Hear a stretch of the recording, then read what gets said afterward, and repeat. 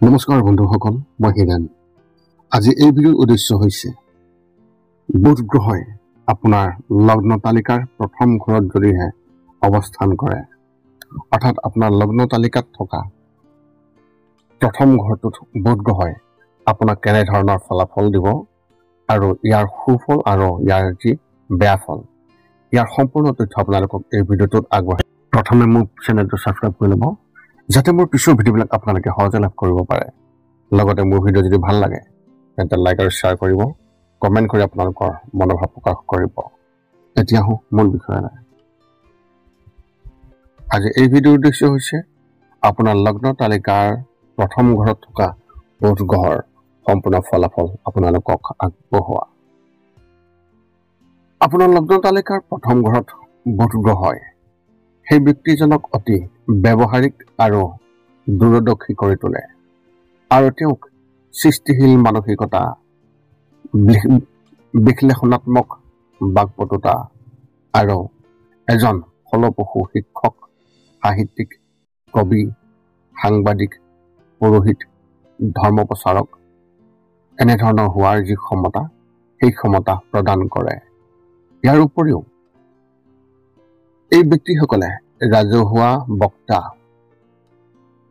ৰেডিঅ'ৰ মন্তব্যকাৰী, বৈদ্যুতিক মাধ্যমৰ বাতৰি পাঠক, গীতিকাৰ আৰু পুৰোহিত শ্ৰেণীত সহকাৰী হিচাপেও কাম কৰিব পাৰে। আনুষ্ঠানিকভাৱে এই লোকসকলৰ কিছুমান বিষয়ত ভাল লিখাৰ ক্ষমতা থাকে। সেয়েহে তেওঁলোকৰ সকলো ধৰণৰ ভুৱা প্ৰতিবেদনৰ লগতে যিকোনো গুৰুত্বপূৰ্ণ প্ৰতিবেদনৰ সৈতে কৰা যিকোনো প্ৰবঞ্চনাও নিৰীক্ষণ কৰাৰ বিশেষ দক্ষতা থাকে। সেয়েহে বৃহৎ সংখ্যক বিখ্যাত আৰু অতি প্ৰতিভাৱান লেখক, শিল্পী আৰু বক্তাৰ প্ৰথম স্থানত থকা বুধ গ্ৰহৰ সেই ব্যক্তিজনক এটা স্থানত ৰাখে, বা অধিক উপযুক্ত ভাষাত বুধক প্ৰথম স্থানৰ প্ৰভু বুলি কোৱা হয়। ইয়াৰ বাহিৰেও মিথুন ৰাশিত বা কন্যা ৰাশিৰ প্ৰথম ঘৰত বুধ ৰাশিৰ স্থানত থকা লোকসকল জ্ঞান, লেখা, শিক্ষা আৰু বুদ্ধিমত্তাৰ ক্ষেত্ৰত অধিক চোকা হৈ পৰে। মনত ৰখা উচিত যে বুধ গ্ৰহই কন্যা ৰাশিৰ 15 ডিগ্ৰী পৰ্যন্ত উন্নতিৰ ক্ৰিয়াৰ আটাইতকৈ উল্লেখযোগ্য বিন্দুৰ দিশে আগুৱাই যোৱাৰ সময়তে 16 ডিগ্ৰীৰ পৰা 30 ডিগ্ৰীলৈকে নিজৰ ৰাশি অন্তৰ্ভুক্ত কৰা বুলি জনা যায়। প্ৰথম ঘৰত বুধ গ্ৰহ থকা ব্যক্তিসকলে উচ্চ জ্ঞান আৰু বুদ্ধিমান, অভিজ্ঞতা আৰু দক্ষতা থকাৰ পিছতো প্ৰতাৰিত হোৱাৰ পৰা কেতিয়াও সাৰি যাব নোৱাৰে। এতিয়া আপোনালোকে জানি লওক যে প্ৰথম ঘৰত বুধ গ্ৰহ থকা ব্যক্তিসকলৰ যি আচৰণ, সেই আচৰণৰ যি বৰ্ণন এতিয়া আপোনালোকক উল্লেখ কৰিম। এই ব্যক্তিসকলে নিজেও পৰীক্ষাত নকল কৰিবলৈ অন্যায় উপায় ব্যৱহাৰ কৰাত জড়িত নহলেও পৰীক্ষাৰ সময়ত আনক অন্যায় উপায় ব্যৱহাৰ কৰিবলৈ কেতিয়াও নকয় বা অন্যায় কৰিবলৈ নিদিয়ে, আৰু তেনে কৰাত কেতিয়াও এওঁলোকে সহায়ো নকৰে।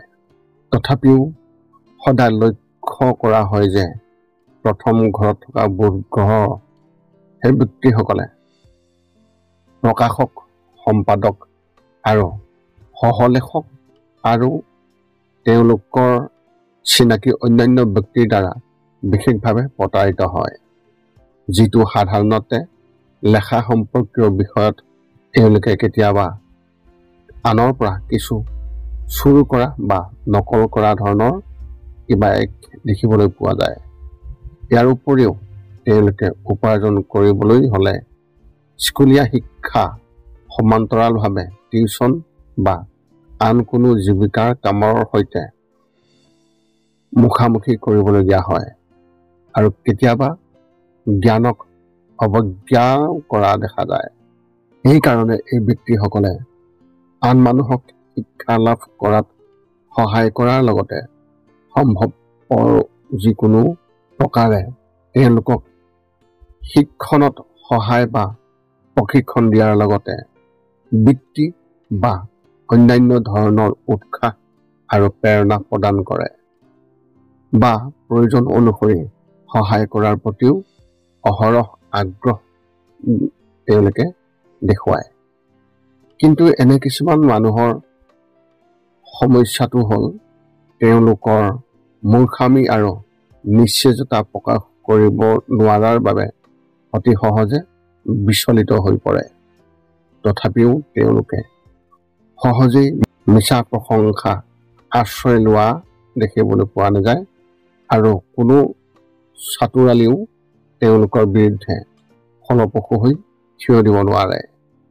ইয়াৰ বাহিৰেও এই ব্যক্তিসকল সহজ সৰল, পোনপটীয়া আৰু আনক আঘাত দিয়াৰ পৰিসৰলৈকে মুখ ফুটাই কোৱা, তেওঁলোকে অপচন্দ কৰা বা নিজৰ নৈতিকতাৰ বিৰুদ্ধী কথাবোৰ সদায় আনক স্পষ্টকৈ ক'বলৈ ভাল পায় আৰু নিজেও আনৰ ভুৱা চাতুৰিও ভাল নাপায় বা আনৰ ভুৱা চাতুৰিও আগ্ৰহ নকৰে, যাৰ বাবে আন মানুহে বিশ্বাস কৰে যে এনে ব্যক্তিসকল আনৰ প্ৰতি অভদ্ৰ আৰু কঠোৰ।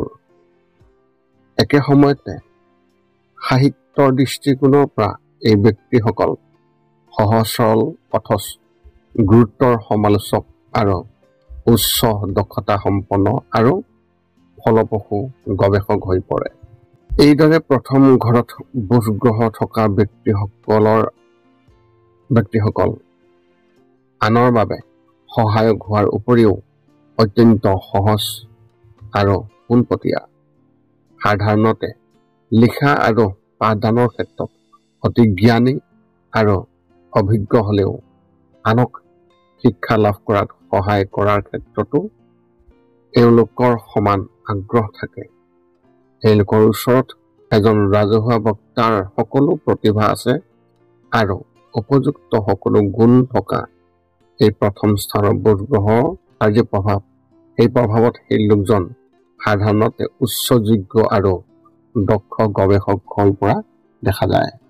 যদি মোৰ ভিডিঅ'টো আপোনাৰ ভাল লাগে তেন্তে লাইক, শ্বেয়াৰ, কমেণ্ট কৰিব আৰু চেনেলটোৰ লগত সম্পৰ্ক বজাই ৰাখিবলৈ আপুনি মোৰ চেনেলটো ছাবস্ক্ৰাইব কৰি থ'ব, যাতে আমি অন্যান্য ভিডিঅ'ত আপোনালোকৰ লগত এই চেনেলতে যোগাযোগ কৰিব পাৰোঁ।